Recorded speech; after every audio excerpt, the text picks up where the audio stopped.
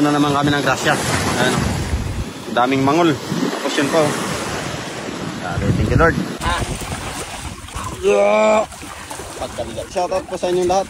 Maging sa Luzon, Visayas at Mindanao. Sa lahat po ng mga sumusuporta at susuporta sa atin sa madaanan ng video na to. Shoutout po sa inyong lahat. Ayan po ang aming isa sa mga palaisda, hanap buhay. Ang pangunguhan ng malalaking isda. Ayan mga idol, pangalawang racket ng mga idol. Ayan yung tawag namin dyan sa lambat na yan, racket. O lalagyan namin ng sibot. Lalagyan namin ng isda. Ayan. Ganda ng buka ng racket na, bagong bago. Na kagad, binyagan.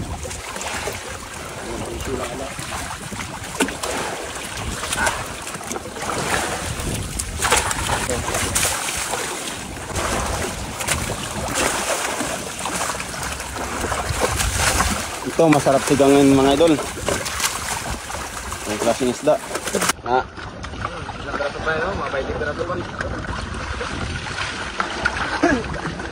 Yes.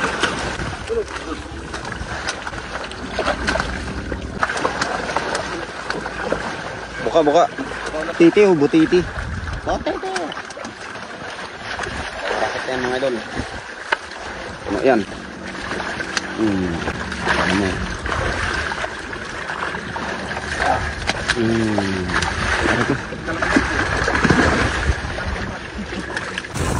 Last one. Grabe mga idol. Budlo. Mga idol, masarap din kung sawa ka na sa buhay mo. Kung masyado kang buhaya sa basketball, yan kainin mo. Yan, bagay sa'yo. Pati yun po. Grabe. Marami tayong huli.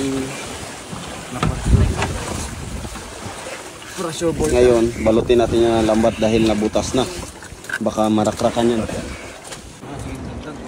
Fresh na fresh pa yan talaga. Sabor, shoutout.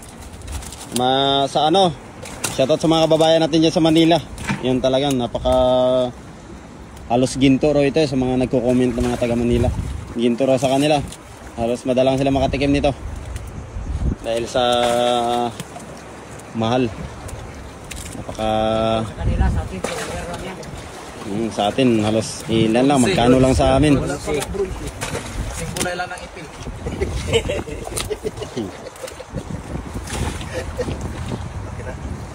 Ano siguro, kaya na yan. Ball. Marami naman tayong biyaya.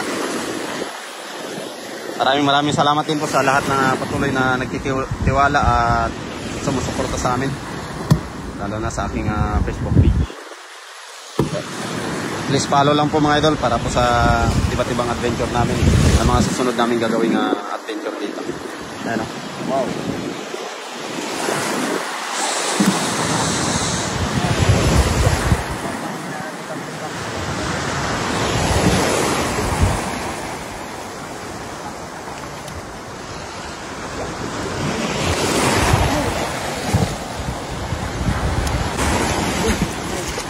Kaya kalalaki.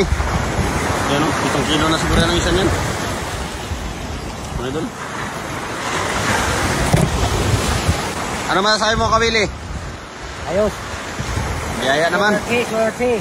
Swerte na naman. Swerte naman kami. Idol. Ambert!